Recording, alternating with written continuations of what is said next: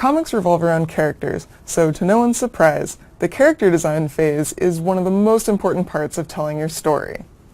We're going to start out thinking about what we want our character to look like, because this character is going to be our guide for our readers throughout the entire story. We really want to make something that people are going to be able to connect with and relate to. You're going to want to think about silhouette value of your character. You're going to want to think about what body type they have, which also kind of plays into silhouette. You're going to want to think about the colors that they have, the personality that they have, the style that you're going to want to use. And the character design phase is where you're going to get that all out. Okay, now that we have our clean pencil drawing, let's go ahead and take it to inks. Inking is a way to clean up your drawing and put final lines on it so it looks clean and professional and makes the coloring process a lot easier. What you're going to want to do to start inking is very similar to what you did when you were cleaning up in pencils. You're going to want to take your pencil layer and then drop it down in opacity just a little bit so you can still see it, but so that it's not getting in the way when you're inking. Make a new layer that you're going to have your inks on top of that. Now, select the brush of your choice. I like this G pen, it's pretty good. Give it a test stroke or two here so you know what it's going to look like. You don't have to do black, but standard practice usually black. So that's what I'm going to use. Now it's really important while you're inking to pay attention to your line weight, as these will be the final lines and people will be seeing this. So go ahead and think hard about where the shadows are going to fall in your drawing. Usually the underside of things, if your lighting is from the top. Maybe if you're doing lower lighting, then things are going to hit more towards the top. But we're just going to have some nice standard lighting here. Probably from the sun, as she likes to be outdoors. Once again, if you don't get your line right, that's okay. Just hit undo. Try it again. A trick to inking on the tablet or any other digital drawing device is that if you want to get a nice smooth line, it helps to move fast. The slower you go, the more you're going to get a little bit of wobble. So it behooves you to pull out your line as quickly as possible. Do try to vary your line weight just a little bit in some spots. It helps to keep the drawing from looking too monotonous. If you see anything that you still want to correct from your pencils, go ahead and do that now. This is the last chance you're going to get to touch your line work before you move on in the process. One thing to remember about inking is that it is not tracing. I mean, it can be, and sometimes it can certainly feel that way, but if you're doing it right, it should be another step in the process that helps add to your finished artwork. As you can see, I'm going through, I'm doing subtle line variation, just helping to add a little bit more interest to the line work of this finished piece. When you're done, go ahead and take just one last pass through to see if there's anything else that you could clean up just a little bit more, tighten up, make more interesting, whatever. Maybe add a little bit of final extra line weight to communicate a better sense of lighting. Pop a couple of things out into the foreground a little bit more. And you're done. Okay, now that we're done inking, let's go ahead and move on to color. Again, I'll probably talk a little bit more about this process later, but what's really important now is making color choices about your character's outfit that will work with the backgrounds that you're going to put your character in. So take a moment to think about your setting, think about what kind of colors you want to use, and how that's going to work with your character. I know that this character is going to be set in a forest setting that's probably going to have a lot of dark greens and browns, so I want to make her outfit a little bit brighter than that in order to pop her out. So let's go ahead and get rid of that pencil sketch now, because we're not going to need it. You can either hide it or you can delete it, either way. I'm just going to go ahead and hide it. And we're going to go make a new layer underneath our ink layer. And then we're going to fill that layer with white. And and merge the two together. All right, now we're going to make sure that our line work is only black and there's no gray or anything in there. So we're going to go up to Edit, we're going to go to Tonal Correction, and we're going to hit Binarization. And just make sure Preview is checked and slide the slider around until you think it looks right. For the most part, it shouldn't change a whole lot. I like to set mine to 155, 156-ish, and then hit OK. This will help our Paint Bucket tool make better selections. Unfortunately, right now you can't see the color under it, so go ahead and go up to the layer properties and turn it to multiply so we can see what's happening underneath our ink layer. All right, create another new layer underneath our inks, and then swap to your Paint Bucket and start filling in colors. I think I want her top to be yellow, so I'm going to pick a yellow that I am happy with and start paint bucketing. And you can see how fast this is going. You can even just hold the paint bucket down on the screen and just drag it around to fill multiple areas. It makes it real easy. Oops. Every once in a while you might hit a little snag like that where there's a break in your line work. Just go up, pick a brush, close it off, and go back to your paint bucket.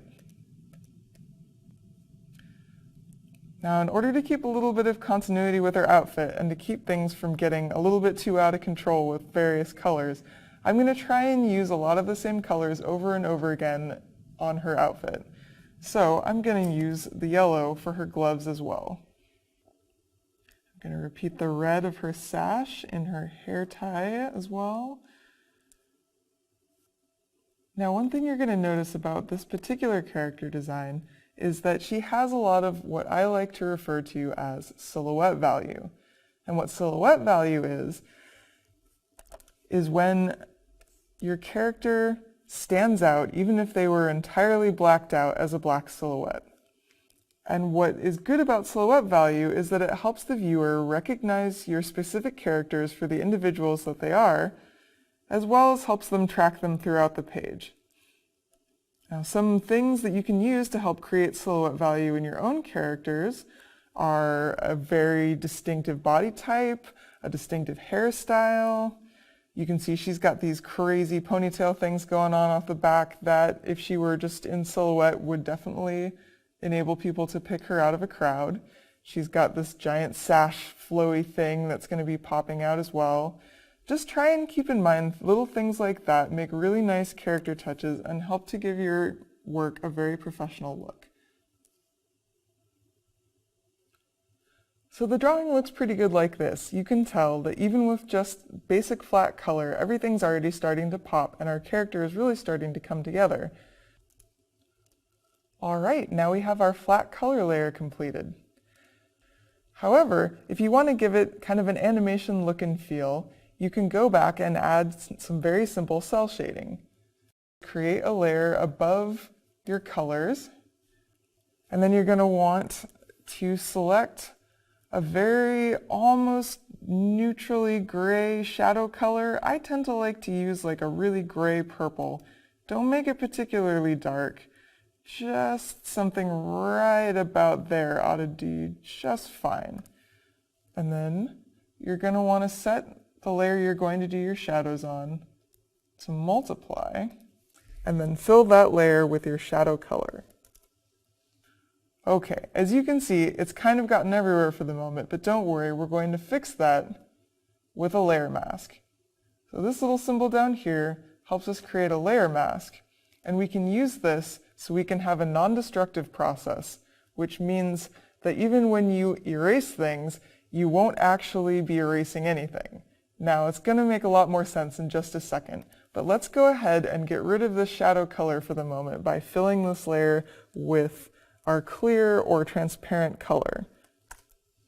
Bam, it's gone. All right. We can now draw on this black part right here with any color we want, and it will bring that shadow layer back to us. This is a great way to work if you're going to be making a lot of decisions and you're not sure what you're going to like. It's also just a great way to work in general because you end up with a non-destructive layer. Right now, before you finish off your colors, you might want to take a look just to make sure that nothing else is wrong with your drawing.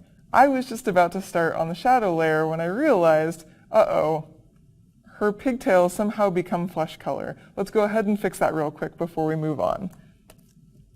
Go back to your flats layer, fix your mistake. Yay, now we can move forward. All right, so moving back to our layer, we're going to take a brush, any brush you want. It can be just a regular flat brush like you use to ink your thing, or it can be a hairy brush, whatever. I'm going to go ahead and use this just basic brush to create nice, clean, single-tone shadow shapes, so it gives it kind of an animated cell look, hence the term cell shading. Just go through and make some lighting choices based on where you've decided that the light source is coming from. I'm going to say, for her, probably somewhere around here, and I'll draw us a little light bulb, just so we can remember that. If that helps you to have that there, just to remind you where you decided your light was coming from, go ahead and leave that there, and then you can erase it when you're done. And again, the way this works is when you draw in this layer with a regular color, it puts the color of the shadow back on. If you ever want to go back and correct a mistake, simply hit C to change your brush to transparent, and you can get rid of it just as easily. When you're done, hit C again, and it will take you right back to the color you were using initially. All right, and with our shading done, you can tell the character already has a lot more depth. So now we're done designing our character. We talked about silhouette value, about color, about shape, size, personality, style. We've pretty much gone over it all. Now we're ready to move on to actually telling our story through comics. Comics revolve around characters, so to no one's surprise, the character design phase is one of the most important parts of telling your story. We're going to start out thinking about what we want our character to look like, because this character is going to be our guide for our readers throughout the entire story. We really want to make something that people are going to be able to connect with and relate to. You're going to want to think about silhouette value of your character. You're going to want to think about what body type they have, which also kind of plays into silhouette. You're going to want to think about the colors that they have, the personality that they have, the style that you're going to want to use. And the character design phase is where you're going to get that all out. Okay, now that we have our clean pencil drawing, let's go ahead and take it to inks. Inking is a way to clean up your drawing and put final lines on it so it looks clean and professional and makes the coloring process a lot easier. What you're going to want to do to start inking is very similar to what you did when you were cleaning up in pencils. You're going to want to take your pencil layer and then drop it down in opacity, just a little bit so you can still see it, but so that it's not getting in the way when you're inking. Make a new layer that you're going to have your inks on top of that. Now, select the brush of your choice. I like this G pen, it's pretty good. Give it a test stroke or two here so you know what it's going to look like. You don't have to do black, but